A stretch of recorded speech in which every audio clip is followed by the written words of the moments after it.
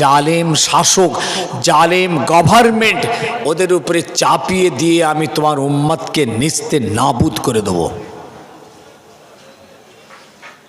যদি তোমার উম্মত খোদা ভোলা হয়ে যায়।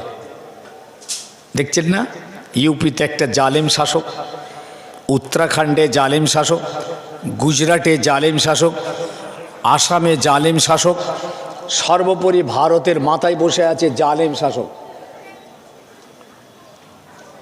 জুলুমি কোথায় পৌঁছেছে বুঝতে পারছেন? আল্লাহ এটা বলে রেখেছে, নবী তোমার উম্মতকে শুনিয়ে দেবে।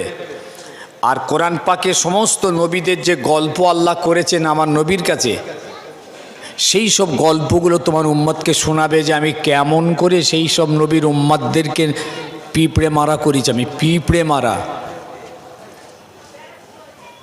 তো বাবাজি, খোদা তো ভুলে গেলাম, নবীকে ভুলে গেলাম, হালাল হারাম পাক না পাক সব ভুলে গিয়ে এখন হই হই করতেছি।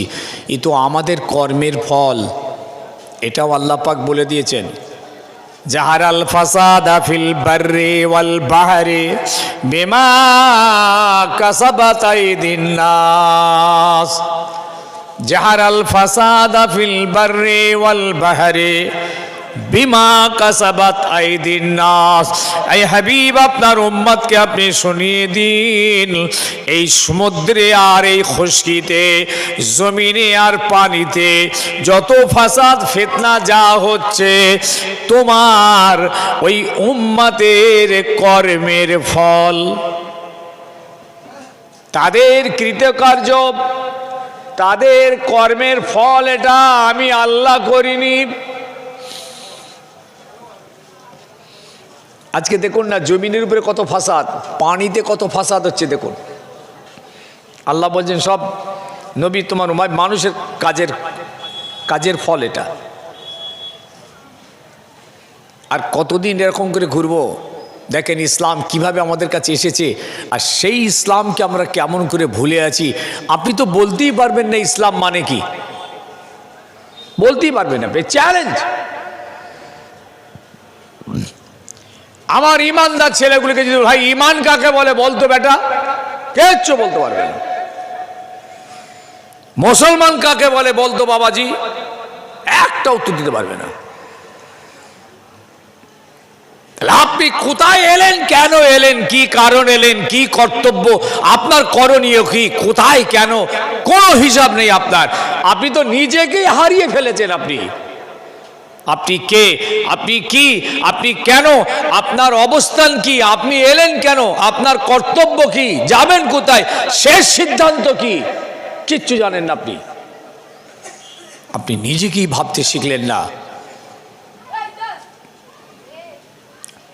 আল্লাহর হাবিব হযরত আলীকে বুঝিয়ে দিচ্ছেন, বাবা আলী আমানতগুলো তুমি বুঝে নাও, আমি চলে যাচ্ছি। রাত্রে হুজুর বেরিয়ে যাচ্ছেন,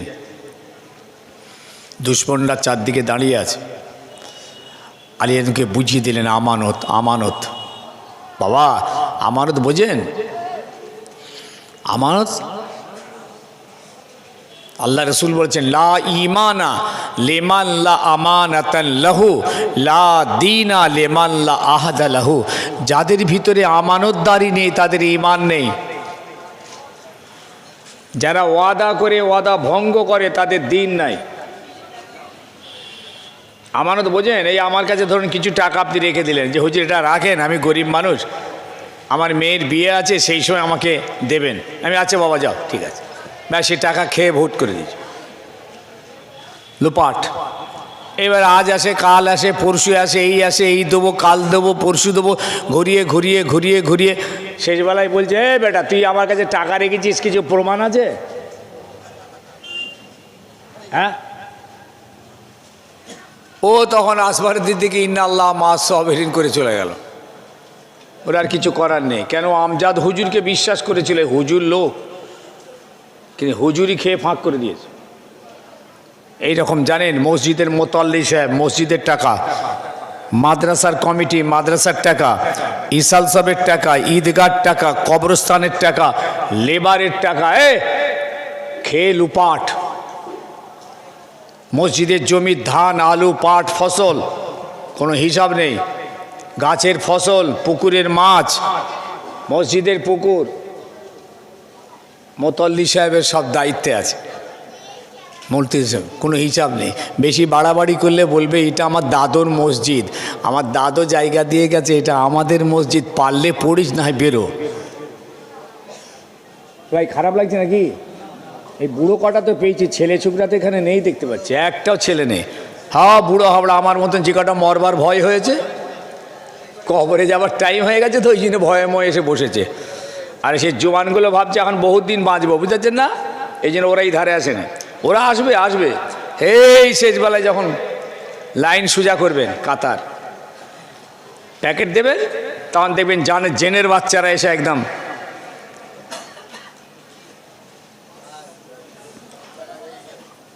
আমানতদার। মসজিদের মুতল্লি সাহেব খুব সাবধান, কিন্তু মাদ্রাসার দায়িত্বে যারা আছেন খুব সাবধান।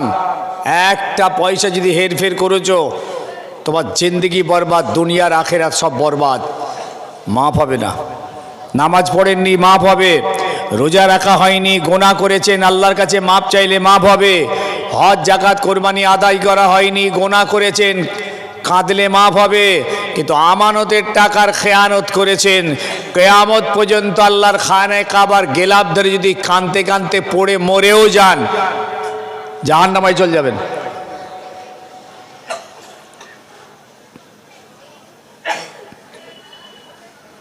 রসুল পাক সাল্লাল্লাহু আলাইহি সাল্লাম চলে যাচ্ছেন, আমানতগুলো সব বুঝিয়ে দিলেন।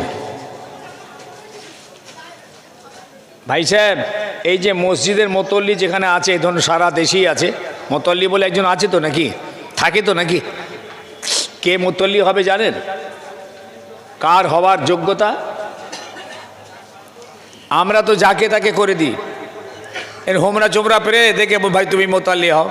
আর না, যার দাদু মসজিদ দিয়ে গেছে তার পোতা মুতল্লি, নামাজ নেই, কালাম নেই, কিচ্ছু নেই, দাড়ি চাচা দাঁড়িয়ে মতে মসজিদের ধারে যায় না, মুতল্লি সাহেব। আল্লাহর ঘরের দেখাশোনার দায়িত্ব যে সে হবে না। আল্লাহ নিজে কোরআন পাকের মধ্যে বলেছেন ওটা আমার ঘর, আর আমার ঘরের দেখাশোনার দায়িত্ব ওই ব্যক্তি নেবেন যার মধ্যে 5টা গুণ আছে। আমরা তো হেঁচে পেঁচে লিসে তুলে দিই, পাক্কা তেড়েল মাতালকে মসজিদের মুতল্লি করে দিয়েছি। এক ওয়াক্ত মসজিদে ঢোকে না, দাঁড়িয়ে ছাড়া বসে পিশাব করে না, তিনি খাতা কলম নিয়ে মসজিদের মুতল্লি।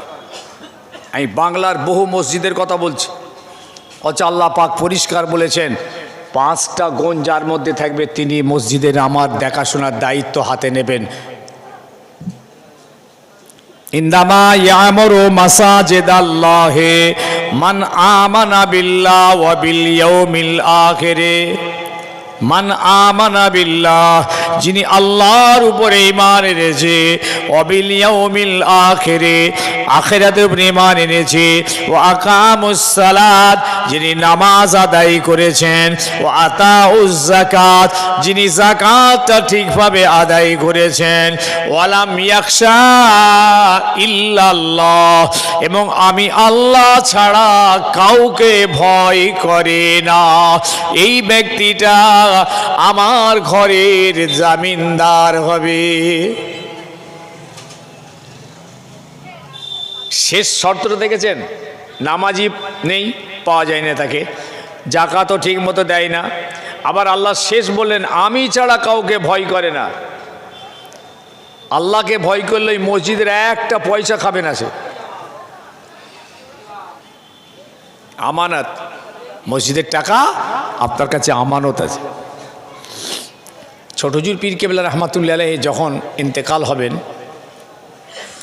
হুজুর কেবলা পশ্চিমবাংলার বহু মাদ্রাসা, বহু মসজিদ হুজুরের হাতে ছিল। সেই সব মাদ্রাসা মসজিদের টাকা পয়সা হুজুরের কাছে জমা থাকতো, বহু মাদ্রাসা মসজিদ। তো হুজুর কেবলা এক একটা মাদ্রাসা সব পুঁটলি করে বেঁধে আলাদা আলাদা করে থক করে রাখতেন আলমারিতে। ইন্তেকালের শেষ মুহূর্তে যখন শারীরিক অবস্থা খুবই খারাপের দিকে, সবাইকে ডাকলেন, নিজের বড় বড় সিনিয়র ছেলেদের। হুজুরদের ডেকে বললেন, বাবা আমার শরীর অবস্থা ভালো নয়, এই আলমারিটা খোলো, ওইসব টাকা পয়সাগুলো নিয়ে এসো। এটা অমুক জেলার অমুক গ্রামের অমুক মসজিদের টাকা, এটা অমুক জেলার অমুক মাদ্রাসার টাকা, এটা অমুক জেলার অমুক মাদ্রাসার টাকা। শুনছেন? আমানত দেখেছেন তো? এই কথা শুনছেন? আমানত, একে বলে আমানত। আল্লাহর কোরআন তাই বলেছেন, যে ইমানদার আমানতদার হবে আর ওয়াদা করে ওয়াদা পূরণ করবে, আমি আল্লাহ কথা দিলাম আমি তাদেরকে আমার জান্নাতুল ফেরদাউসের ওয়ারিস বানিয়ে দেব। যে ইমানদারটা আমানতদার হবে এবং ওয়াদা করে, মুখ দিয়ে ওয়াদাটা পূরণ করে, এই ইমানদারকে আমার আল্লাহর এত পছন্দ। আল্লাহ বলছেন, আমি ওয়াদা করলাম আমি জান্নাতুল ফেরদাউস, যেটা সব থেকে বড় জান্নাত, জান্নাতুল ফেরদাউসের ওয়ারিস বানিয়ে দেব। ওয়ারিস। দয়াল নবী মক্কা থেকে হিজরত করে বেরিয়ে গেলেন, গারে সুরে 3 দিন কাটালেন। ওখান থেকে জারেসুর থেকে আবু বকর সিদ্দিক সঙ্গে করে নিয়ে মদিনার দিকে রওনা হয়ে গেলেন।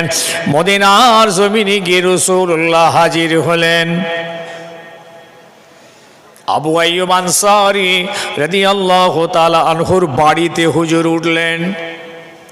এদিকে আবু জেহেল খবর পেল মুহাম্মদ চলে গিয়েছে, মুহাম্মদ মার্ডার হয়নি, খুন হয়নি। তার সমস্ত গন্ডা বাহিনীকে বকাবকি করলো, রাগারাগি করলো। আর আবু জেহেল চিৎকার করে ওই সময় বলেছিল, লা ইউখরিজান্নাল আ'আজ্জু মিনহাল আযাল্লা। আরে আমি হচ্ছি ইজ্জতওয়ালা, মুহাম্মদ হলো জিল্লাতওয়ালা, আমরা হলাম শরীফ, মুহাম্মদ হলো জালিল। মক্কা থেকে বার করে দিলাম, মদিনায় আমি একবার যাই, মদিনা থেকেও মুহাম্মদকে বার করে দেওয়া হবে।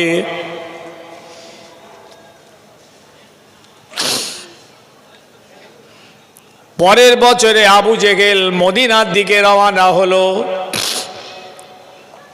আমার হাবিবের মনটা বড় খারাপ।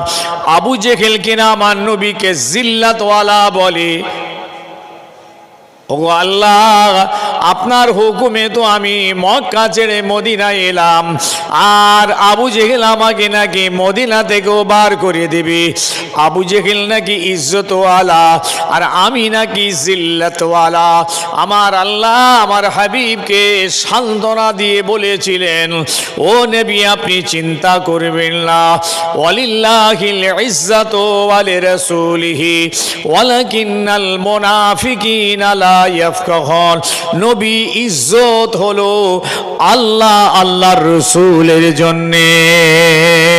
এই হাবিব আপনি জানেন না, ওরা মুনাফিক মুনাফিক মুনাফিক, ওরা জানে না জানে না জানে না ইজ্জতের মালিক আমি আল্লাহ।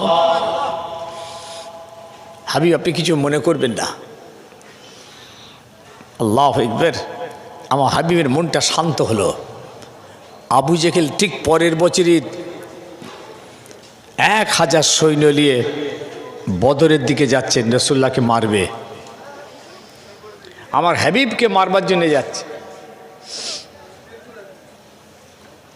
কইছে ফটো তুলিসনি তো? কইছে ফটো তুলিসনি তো? এই সত্যি কথা বল, এইটা কি করছিস? ফটো তুলছিস? আবার বলছি ঘোরা, সত্যি কথা বলবি, তোর ব্যবসায়ী লাভ হবে। যা, তুই আমার ওয়াজ ছেড়ে তোর অনেক ভিউ হয়ে যাবে, কিন্তু ফটো দিস নি।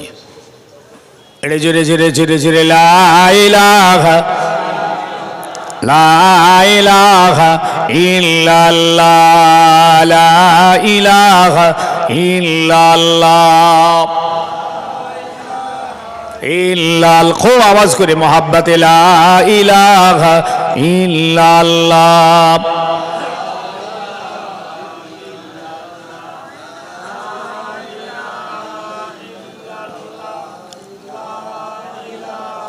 এক 1000 সৈন্য নিয়ে আবু জেহেল পৌঁছে গেছে মদিনা থেকে কিছুটা দূরে বদর বলে একটি জায়গাতে। নবীকে মারবে, মদিনা উড়িয়ে দেবে। কোরআন মিটিয়ে দেবে, দিন মিটিয়ে দেবে। কি পাওয়ার নিয়ে গেছে দেখেছেন আবু জেহেল। আমি আপনাদের বোঝাতে চাইছি, এই হাদিস বুখারীর হাদিস, এটা এই কথা বোঝাতে চাইছি যে ইসলাম যে আমাদের কাছে এসে পৌঁছেছে, কোরআন যে আমাদের কাছে এসে পৌঁছেছে, এমনি এত সহজে নয়। আমরা তো ফিরি ফিরি পেয়ে গেছি, ফকটিয়ায় পেয়ে গেছি। কিন্তু এই দিন ইসলাম শরিয়ত আর কোরআনকে জিন্দা রেখে সারা পৃথিবীতে পৌঁছাতে যে বদরের যুদ্ধ, হুনাইনের যুদ্ধ, ওহদের যুদ্ধ, তবুকের যুদ্ধ, গজওয়ে বনি মুস্তালিকের যুদ্ধ, ইয়ারমুকের যুদ্ধ, আপনার খন্দকের যুদ্ধ, কত যুদ্ধ হয়েছে, ওরা ছেড়ে দিয়েছে সহজে। এই ইসলামকে মিটিয়ে দেওয়ার জন্যে 10টা বছর আমার নবীর পিছনে তারা যুদ্ধ করেছে। 10টা বছর।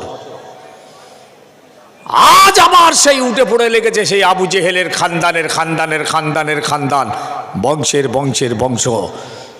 পৃথিবী থেকে ইসলাম মিটাবে, কোরআন মিটাবে, মসজিদ মাদ্রাসা মিটিয়ে দেবে, কোরআন পুড়িয়ে দিচ্ছে, লাথি মারছে, ছিঁড়ে ফেলছে, ওয়াকাব কেড়ে নেবে, মুসলমান টুপি দাড়িওয়ালা পিটিয়ে মেরে দেবে। আসামের যে জালিম শাসকটা কি বলেছে জানেন? বলেছে মোল্লারা 4টে বিয়ে করতে পারবে না, 4টে করে বিয়ে করবে, আর বাচ্চা কাচ্চা হবে, তাদের খাওয়াবে কি? আর ওই যে জঙ্গি শিক্ষা দেবে, মালসায় পাঠাবে, জঙ্গি তৈরি হবে, চলবে না। মোল্লারা 4টে বিয়ে করে, হবে না। দেখেছেন তো, সব টার্গেট আমরা। সারা পৃথিবীতে একটাই টার্গেট। কই গির্জা কটা ভেঙেছে দেখুন তো, মন্দির কটা ভেঙেছে দেখুন তো, দেখেন। মুসলমানরা একটা মন্দিরেও হাত দেয়নি, একটা গির্জাতে হাত দেয়নি, একটা গুরুদ্বারে হাত দেয়নি। কিন্তু এই বদমাইশগুলো হাজার হাজার মসজিদ ভেঙে গুড়িয়ে দিয়েছে।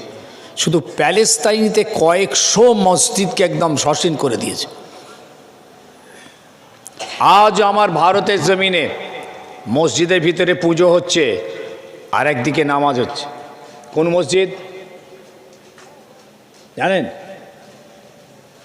আরও 4-5টা বড় বড় মসজিদ, মানে 400-500 বছরের মসজিদ সুপ্রিম কোর্টে ঝুলছে এখন। ওদের তকদিরে কি আছে জানি না, বাবরির দশা হবে কিনা। খুব কঠিন পরিস্থিতির মাঝখানে আজকে আমরা, সেই জায়গায় দাঁড়িয়ে আপনি দিন ভুলে যাচ্ছেন, আল্লাহ ভুলে যাচ্ছেন, রসুল ভুলে যাচ্ছেন, কোরআন ভুলে যাচ্ছেন। আমার বাড়ির ছেলেমেয়েরা দিন থেকে সরে যাচ্ছে, কোরআন থেকে সরে যাচ্ছে। যারা এত বড় দুশমন, তাদের অনুসরণে তারা চলছে। যারা মাদ্রাসা ভেঙে দিচ্ছে, পিটিয়ে মারছে।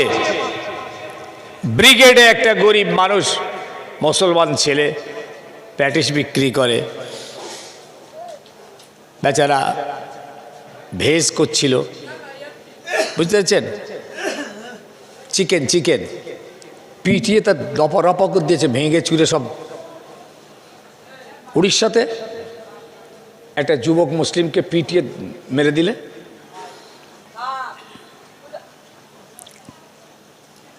ফ্রিজের ভিতরে গরুর গোশ আছে না খাসির গোশ আছে, এই অজুহাত তুলে খালেককে পিটিয়ে মেরে দিলে।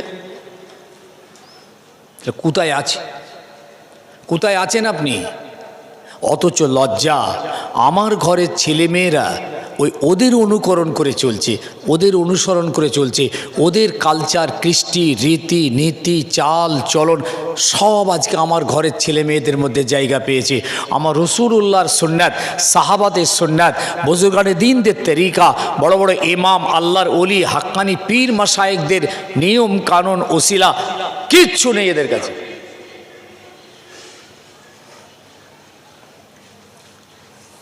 নদিয়া এক জায়গায় জলসায় গেছিলাম, জায়গাটার নাম বলার দরকার নেই। শুধু ফুরফুরা ছাড়া ওই গ্রামটাই কোনো অন্য কোনো দলমত নেই, টোটালটাই ফুরফুরা। আমরা সব যাই, গেলাম, প্রায় 15-16 জন ইয়ং ছেলে তেকবির দিয়ে নিয়ে গেল। নারে তেকবির, আল্লাহ একবার, চাচা যান হুজুর কেবলা জিন্দাবাদ, ফুরফা শরীফ জিন্দাবাদ, দাদা হুজুর কেবলা জিন্দাবাদ, তেকবির দিয়ে নিয়ে যে এইবার এক জায়গায় দাঁড়িয়েছে। আমি দাঁড়া বাবা, দাঁড়া। সব গোল হয়ে ঘিরে ফেললো। তো ভাই, সব ছেলে কটাকে দেখে আমার মনে হলো না যে এরা মুসলমানের ছেলে, একটাকে মনে হয়নি। মনে হচ্ছে হাঁড়ি কুলি মুচি সাঁওতাল বাগদিদের ছেলে। গেঞ্জি পরে আছে আর প্যান্ট পরে আছে, মাথায় টুপিটা থাকলে তবু একটু যাই হোক মানাতো যে একটা টুপি পরে আছে ছেলেটা, যাক আলহামদুলিল্লাহ।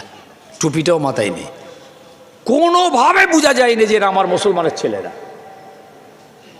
আমি ওদেরকে বললাম যে তোরা বেটা আজকে রসুল্লাহর জলসা করছিস, নবীওয়ানা মাহফিল করেছিস, আমাদেরকে ফুরফাতে কিনেছিস, আজকের দিনটা একটা পাঞ্জাবি পরে আর প্যান্ট পরে আছিস, একটা পাঞ্জাবি পরে একটা টুপি পরতে পারলি নি? তোরা ফুরফুরাই গেলে তো টুপি পরে যাস, পাঞ্জাবি পরে যাস, পায়জামা খুলে ফেলিস, প্যান্ট পরতে চাস না, প্যান্ট পরলেও পাঞ্জাবিটা পরিস, শার্ট পরিস না, কত সুন্দর টুপি পরে যাস, সাদা পাঞ্জাবি পায়জামা পরে ফুরফুরাতে যাস, আর আজকে তোদের গ্রামে এলুম এই চেহারা দেখতে।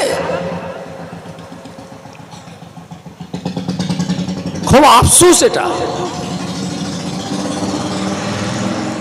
এটা কাদের কালচার?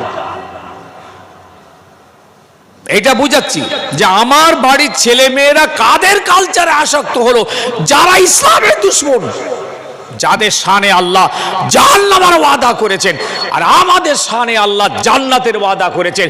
প্রত্যেকটা ইমানদার মোমেন জান্নাতি। আল্লাহ আমাদের জান্নাতের খোঁজখবরি দিয়ে রেখেছেন।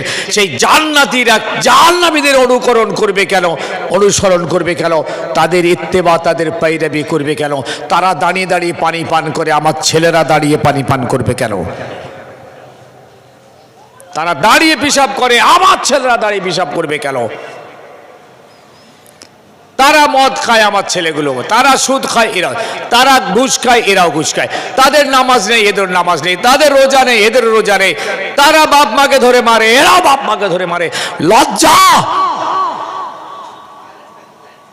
ইসলামের দুশমনদের ইত্তেবা করছো, জাহান্নামীদের। তবে মনে রেখো, সমাজ যাদের অনুসরণ করে হাঁটছো পৃথিবীতে, এই হাঁটতে হাঁটতে যদি বেনা তওবায় তুমি মরে যাও, তোমার হাসরটা তাদের সঙ্গে হবে, জাহান্নামটাও তাদের সঙ্গে হবে। আর যদি আল্লাহওয়ালাদের অনুকরণ করে চলো, সাহাবা তাবেঈন বুজুর্গানে দিন, বড় বড় ইমাম পীর মাশায়েখদের অনুকরণ করে চলো, আর এই অবস্থায় চলতে চলতে যদি তোমার মওত হয়, তাদের সঙ্গেই তোমার হাসর হবে, তাদের সঙ্গেই তোমার জান্নাত হবে। কোনটা ডিসিশন করলেন, কোনটাই যাবেন?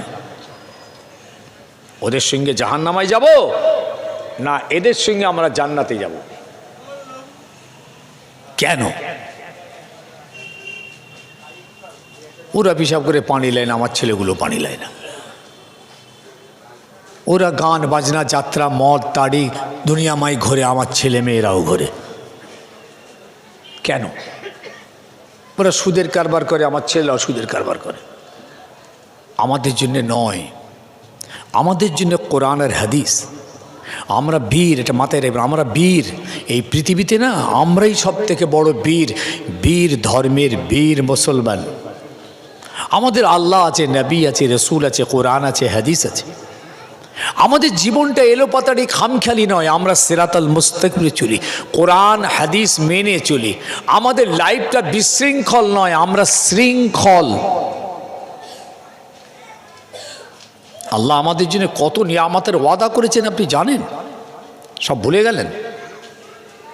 দেখেন ইসলাম কিভাবে জিন্দা হচ্ছে। দেখুন রসুল পাক সাল্লাল্লাহু আলাইহি ওয়াসাল্লামের বদরের জমিনে কেমন লড়াইটা হচ্ছে। দেখুন আজকে ফিরি মায়ের পেট থেকে পড়ি, নবী পেয়ে গেলাম, দিন পেয়ে গেলাম। কবে কলমাটা পড়ে মুসলমানটা হয়েছেন বলুন তো? কবে কলমা পড়েছেন? কিন্তু বেলাল কবে কলমা পড়েছেন, আবু বকর কবে কলমা পড়েছেন, ওমর কবে কলমা পড়েছেন, উসমান কবে কলমা পড়ে মুসলমান হয়েছেন? সব তারিখ ইতিহাস ঠিক আছে। আপনি আপনি তো তৈরি ঘরে পৃথিবীতে এসেছেন, বাপ দাদা 14 পুরুষ মুসলমান, মুসলমানের ঘরের ছেলে মুসলমান হয়ে গেছেন, জানে এরেস সূত্রে মুসলমান হয়ে গেছে। এরেস এরেস এরেস সূত্রে মুসলমানের কোনো দাম নেই। এরেস সূত্রে মুসলমান হওয়া যায় না, তার ভিতরে মুসলমানিয়াত আনতে হবে, পাক্কা আমলি জীবন তৈরি করতে হবে, তবে তিনি মুসলমান হবেন। তা যদি না হতো তাহলে নূহ নবী আলাইহিস সালামের ছেলে কেনান কাফের হতো না। একজন নবীর ছেলে এরেস সূত্রে তো ঈমানদার হওয়ার কথা ছিল, কিন্তু কাফের। আবার ইব্রাহিম আলাইহিস সালামের বাপ আজর হচ্ছে কাফের। কাফেরের ঔরসে আল্লাহ নবী বানিয়েছেন। শুকনো ইমানদার হয়ে ঘুরে বেঁচে আছি, আমাদের কোনো দাম নেই আল্লাহর চোখে। মানুষের চোখে অনেক দাম। কত বেনামাজির কত দাম জানেন?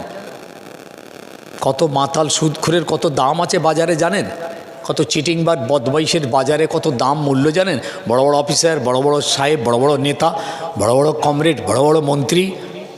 ওরে বাবা, এইসব দুনিয়ার জমিনে তোমার সম্মান ইজ্জত আছে, কিন্তু আল্লাহ আল্লাহ রসুলের চোখে তুমি জাহান্নামী, কিচ্ছু দাম নেই।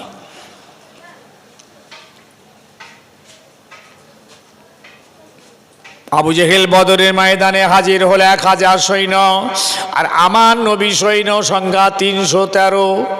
আল্লাহ পাক আমার হাবিবকে খবর পাঠালেন আসমান থেকে, এই নবী আর নয়, আর ওয়াজ করে হবে না, আর বুঝিয়ে হবে না, ধৈর্য ধরে হবে না।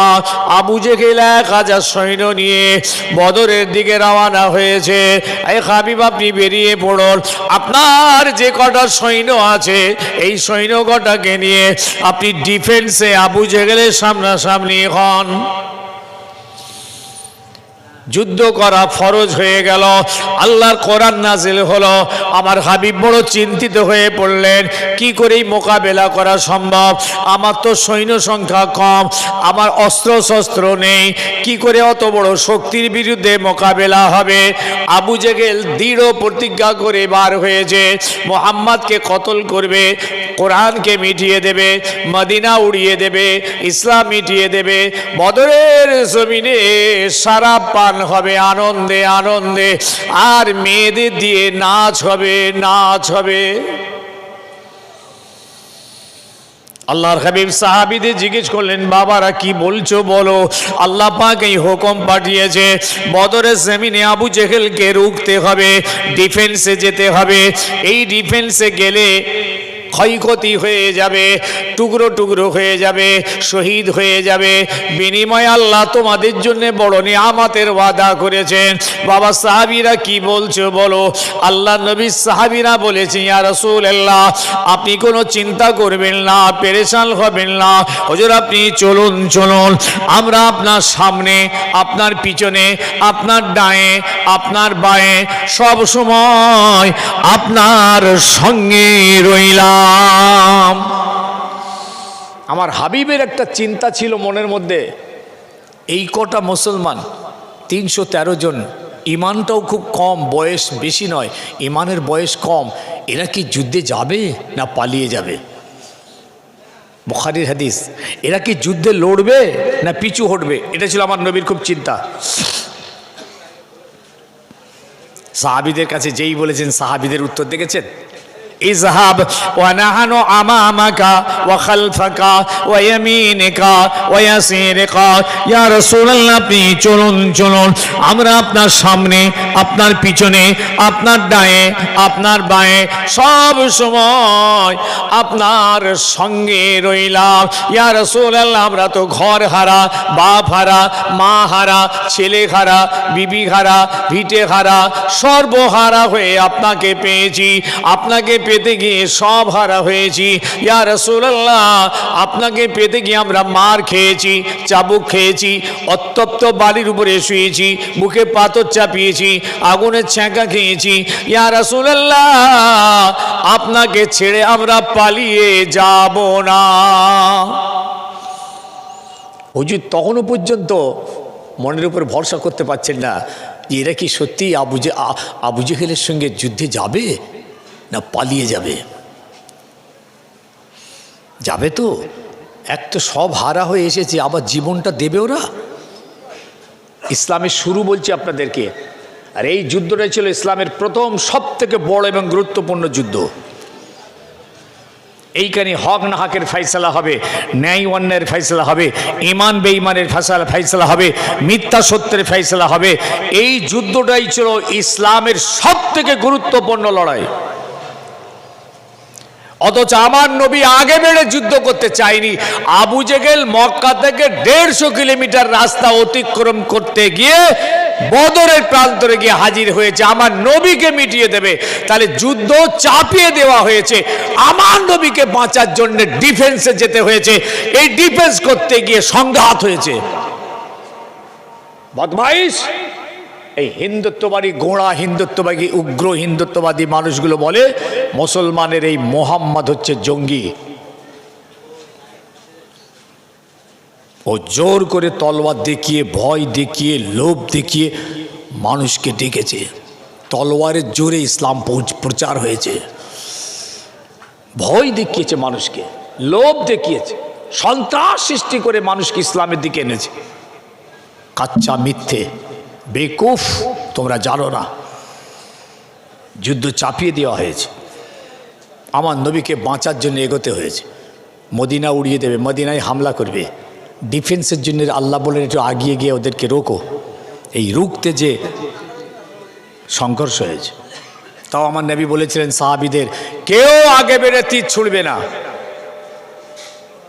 কেউ আগে তলোয়ার চালাবে না, দূরে যদি কোনো দুশমন দাঁড়িয়ে থাকে তীর নিক্ষেপ করবে না। যদি তোমাদের উপরে হামলা হয় তখন ডিফেন্সে তোমরা হামলা করবে। এবার কথা বুঝতে পারছেন? আর এই বেহুদাগুলো কি বলে জানেন? বলে এই মাদ্রাসাতে সব জঙ্গি তৈরি হচ্ছে। এই কাল পরশুর কাগজও দেখবেন একই কথা লিখেছে যে মাদ্রাসায় সব জঙ্গি পড়ানো হচ্ছে, জঙ্গি শিক্ষা হচ্ছে, জেহাদি তৈরি হচ্ছে, সন্ত্রাস সৃষ্টি হচ্ছে। আমি তাদেরকে লক্ষ্য করে বলছি, কিয়ামত পর্যন্ত টাইম দিলাম, যারা মাদ্রাসা থেকে পড়াশোনা করে, রসুলুল্লাহর ঘর থেকে কোরআন হাদিসের শিক্ষা নিয়ে যারা বার হয়, আলেম হাফেজ, তাদেরকে কি বলা হয়? আলেম হাফেজ কারি মৌলানা মুফতি মুহাদ্দিস ফাকি মুফাসসির, এইসব তারা সার্টিফিকেট পায়। এই রকম একটা ব্যক্তিকে আপনারা দেখান তো সারা পৃথিবীতে মদ খায়, দেখান। চ্যালেঞ্জ রইল আপনাদের। একমাত্র চরিত্র তৈরি হয় মাদ্রাসায়, মানবিকতা তৈরি হয় মাদ্রাসায়, ভ্রাতৃত্ব ভালোবাসা প্রেম প্রীতি তৈরি হয় মাদ্রাসায়, ইনসাফ তৈরি হয় মাদ্রাসা শিক্ষায়, আদর্শ মানুষ তৈরি হয় মাদ্রাসা শিক্ষা, রসুলুল্লাহর শিক্ষা, কোরআন হাদিসের শিক্ষা। দেখাও একটা আলেম হাফেজ কারি মৌলানাকে দাঁড়িয়ে পিশাব করতে, দেখান। দেখান একটা আলেম হাফেজ কারি মৌলানা মুফতিকে মদ খেতে, দেখান পকেট মারতে। একটা হাফেজ কারি মৌলানা মুফতি সাহেবকে আপনি দেখাতে পারবেন না যখন খুন হয়েছে তিনি খুন করেছেন। সারা ভারতবর্ষের চ্যালেঞ্জ, দেখান তো দিকে একজন আলেম কাউকে খুন করেছে, একটা হাফেজ একজন কারি কাউকে খুন করেছে।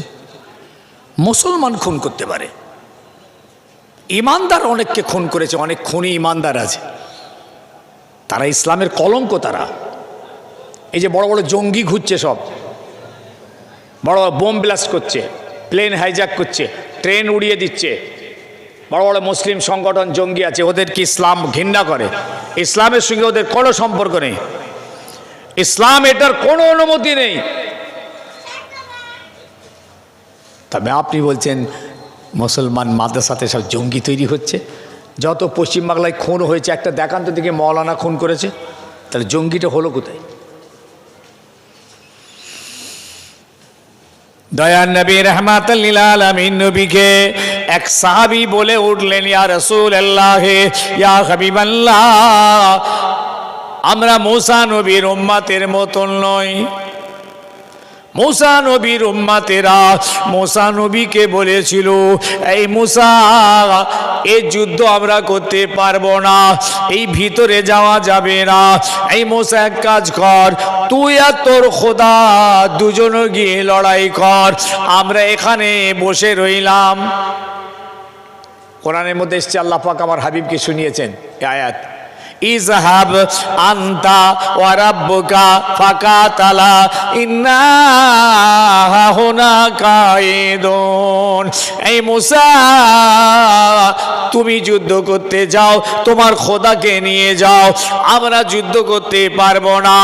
আমার নবীর সাহাবী আমার নবীকে বললেন, ইয়া রাসূলুল্লাহ, আমরা মুসা নবীর উম্মতের মতন নয়, এমন কথা আপনাকে বলতে পারবো না, বরং আমরা আপনাকে বলছি রাসূল, ইযহাব ওয়া নাহনু মাকা। ইয়া রাসূলুল্লাহ, আপনি চলুন চলুন, আমরা সবাই আপনার সঙ্গে রইলাম। বললেন না সুবহানাল্লাহ?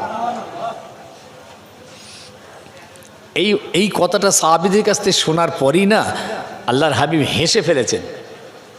বুখারী শরীফে হাদিস এসছে, আমার রাসূলুল্লাহর মুখে হাসি ছিল না।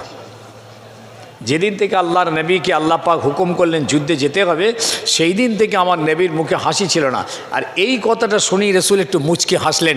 ও আসফারা ওয়াজহাহু ওয়া সাররাহু, রাসূলুল্লাহর এই চেহারাটা আনন্দে খুশিতে উজ্জ্বল হয়ে গেছে। মুস্তাফা রওনা হলেন, বদর প্রান্তরে হাজির হলেন, কাতা সোজা করলেন, দেখলেন আবু জেহেল ওই দিকটা দাঁড়িয়েছে, যে দিকটা এঁটেল মাটি শক্ত, আর রাসূলুল্লাহ যে দিকটা দাঁড়ালেন শুধু বালি বালি আর বালি। সাহাবাদের দাঁড় করিয়ে দিলেন, দিয়ে আমার নবী কি করলেন জানেন? হুজুরের জন্য যে তাঁবুটা তৈরি করা হয়েছিল, ওই তাঁবুর ভিতরে হুজুর চলে গেলেন। তাঁবুর ভিতরে গিয়ে আমার নবী সেজদায় চলে গেলেন। এক কথা শুনছেন তো? কেন গেলেন এইটাই বুঝাতে চাইছি। দেখেন, এই ইসলামকে জিন্দা করার জন্যে, কোরআনকে জিন্দা করার জন্যে, পৃথিবীর দরওয়াজায় দরওয়াজায় দ্বীন ইসলামকে পৌঁছে দেওয়ার জন্যে আমার হাবিব আল্লাহর কাছে সাহায্য চাইতে সেজদায় চলে গেলেন। সাহাবীরা দাঁড়িয়ে রইলেন, ওদিকে আবু জেহেল হুঙ্কার দিচ্ছে।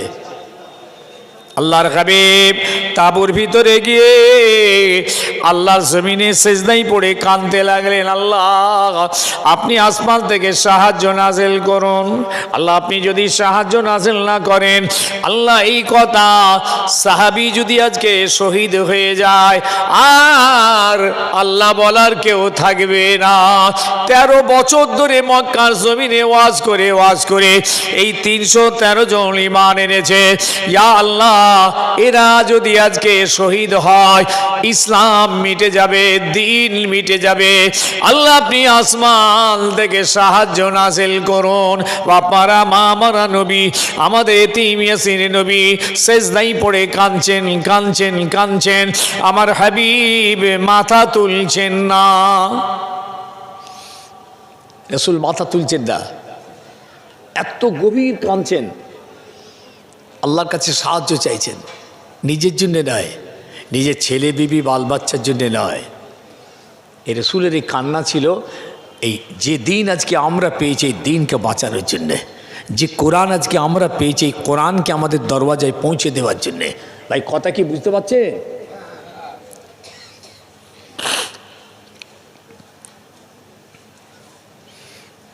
রাসূল পাক সাল্লাল্লাহু আলাইহি ওয়াসাল্লাম মাথা তুলছেন না দেখে আবু বকর সিদ্দিক রাদিয়াল্লাহু তাআলা আনহু এসে ফাখাযা বিয়াদিহি ওয়া ক্বাল হাসবুকা।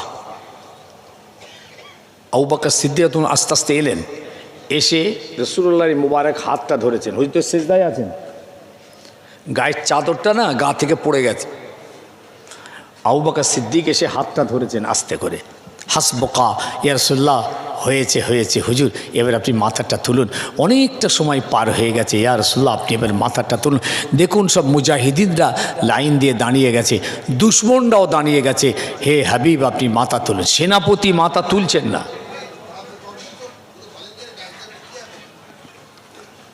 সেনাপতি মাথা তুলছেন না।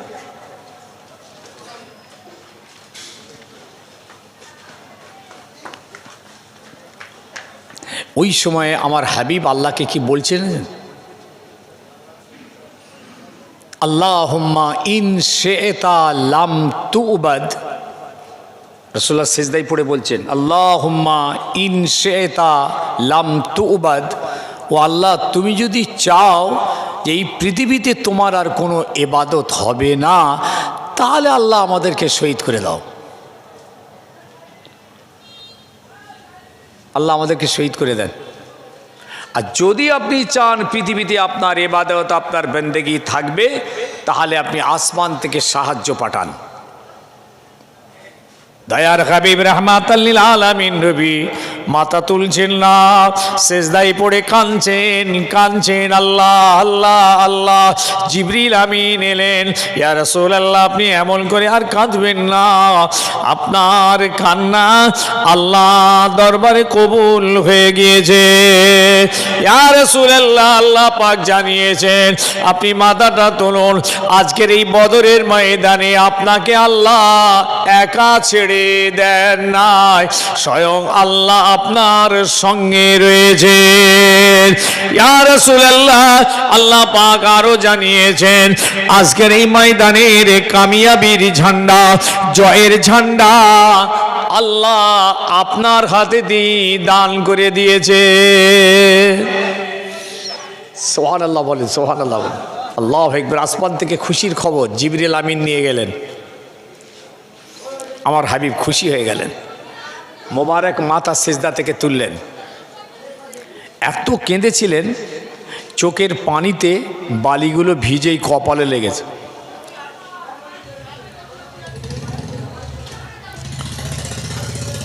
বালি কপালে লেগেছে।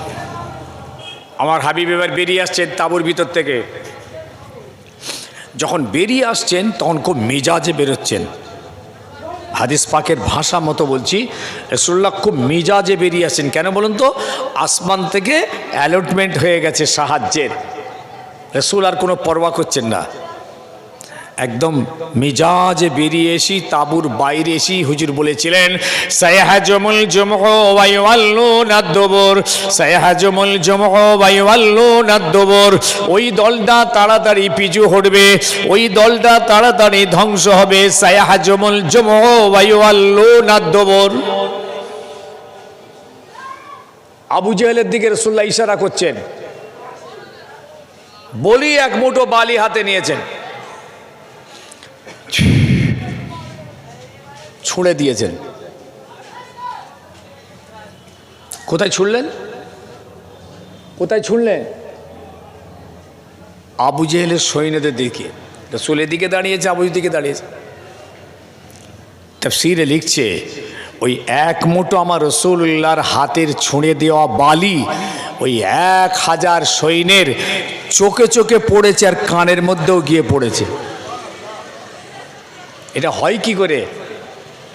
আমার হাবিব এখান থেকে এক মুঠো ধুলো ছুঁড়ে দিলেন, অতটা দূরে অত 1000 সৈন্যের চোখে আর কানে, তাফসীরে জালালাইনের মধ্যে লিখছে কানের মধ্যে পৌঁছে গেছে। আল্লাহ পাক পরে কোরআনের আয়াত পেশ করলেন,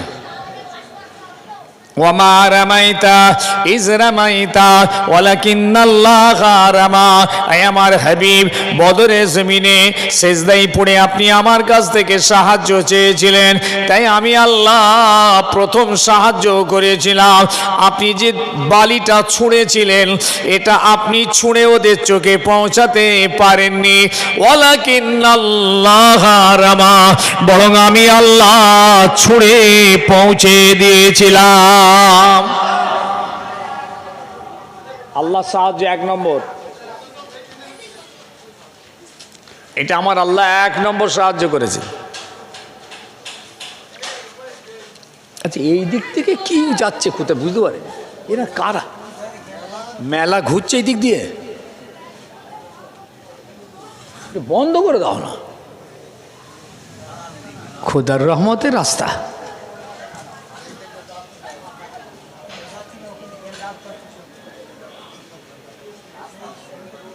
জোরে জোরে জোরে লা ইলাহা ইল্লাল্লাহ বলেন, বলেন লা ইলাহা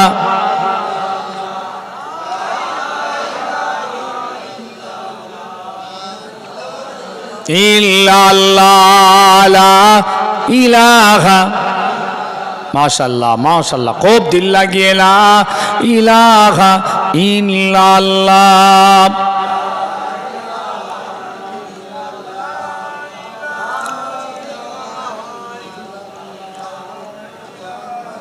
লা মাকসুদা ইল্লাল্লাহ লা মাহবুবা ইল্লাল্লাহ লা যাহিরা ইল্লাল্লাহ লা বাতিনা ইল্লাল্লাহ লা ইলাহা ইল্লাল্লাহ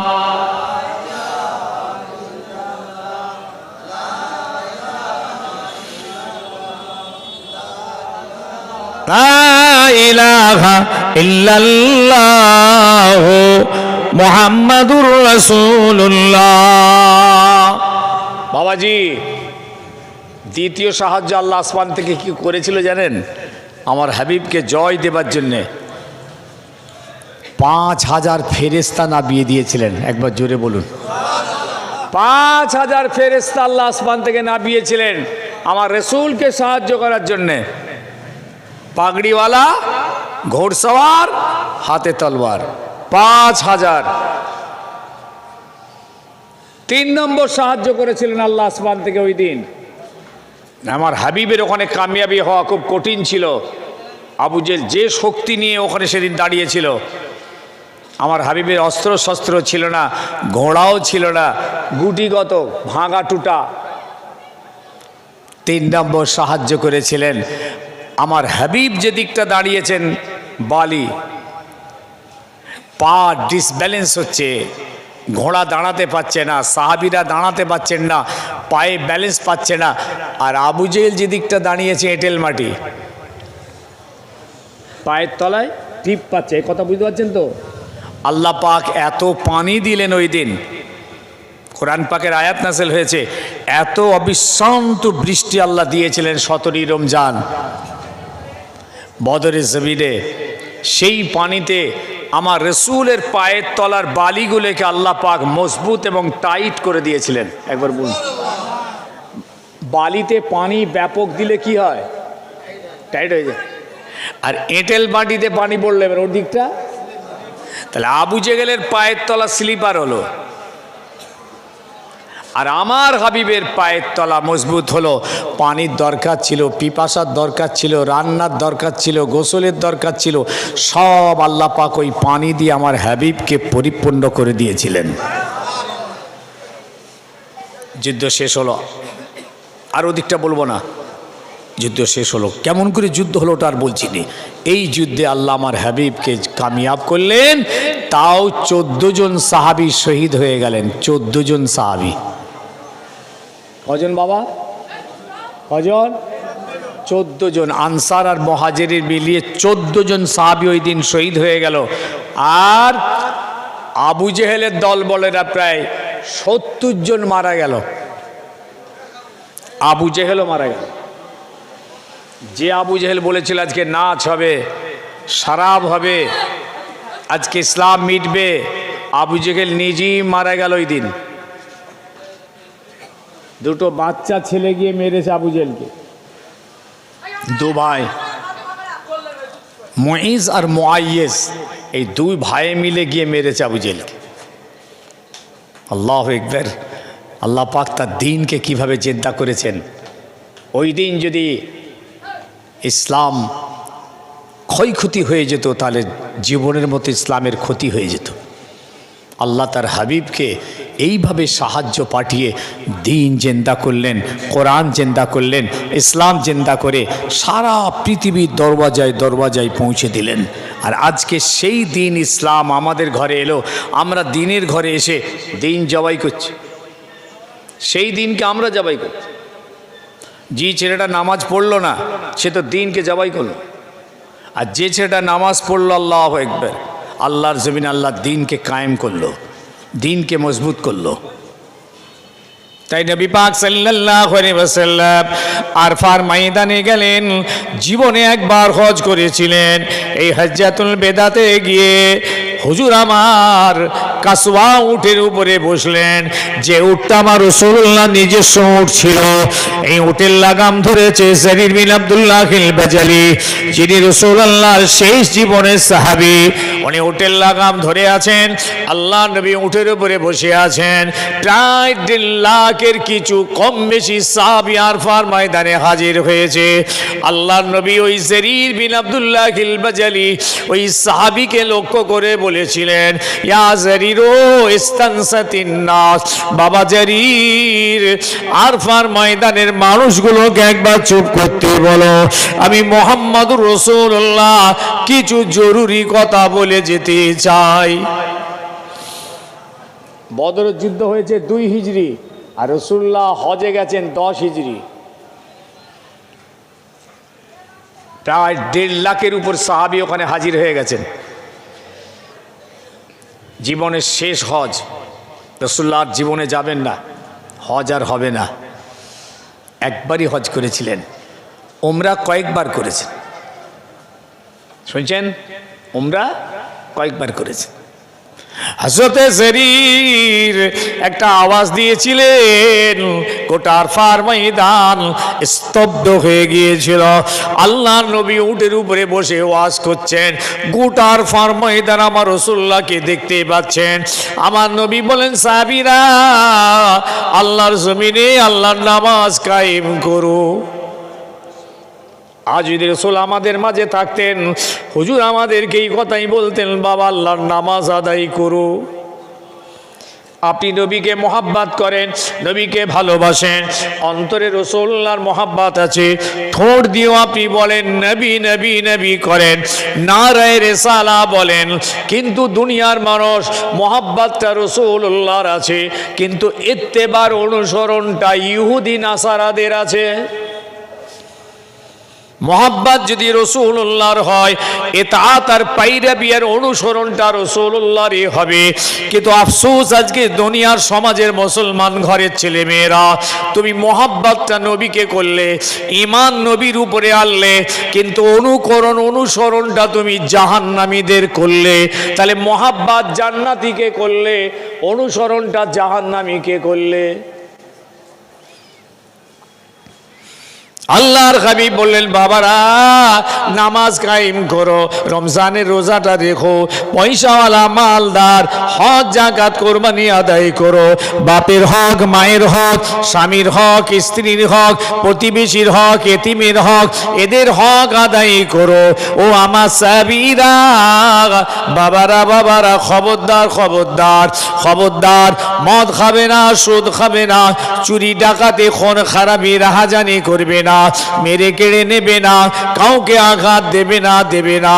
হুজুর বলতে বলতে মাঝে মাঝে বলছিলেন, আলবিদা আলবিদা আলবিদা, বিদায় বিদায় বিদায়। সাহাবীরা, আর হয়তো দেখা হবে না, আর হয়তো তোমাদের সঙ্গে আমার বলার হবে না, আর হয়তো তোমাদের শোনা হবে না। তাই যে কটা কথা বলে যাচ্ছি ভালো করে শুনে রাখো। যারা ময়দানে আসতে পারেনি তাদের কাছে আমার কথাগুলো পৌঁছে দিও। সেই পৌঁছানো চলছে আর কিয়ামত পর্যন্ত চলবে।